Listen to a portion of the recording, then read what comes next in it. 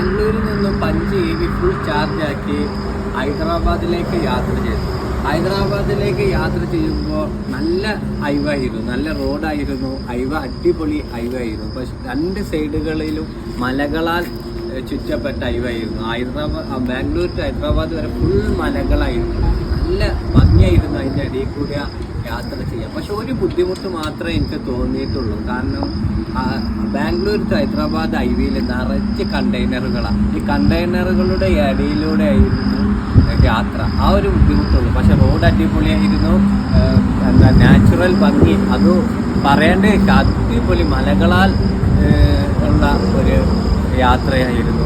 ഹൈദരാബാദിലെ ഞങ്ങൾ രാത്രിയാണ് എത്തിയത്. ഹൈദരാബാദിലെ ഭാരത് പെട്രോൾ പമ്പിലെ 5 EV ചാർജറിലിട്ട് അവിടെ തന്നെ അന്ന് രാത്രി ഞങ്ങൾ കാറ് AC-ലിട്ട് കാറിൻ്റെ ഉള്ളിൽ തന്നെ ഉറങ്ങി.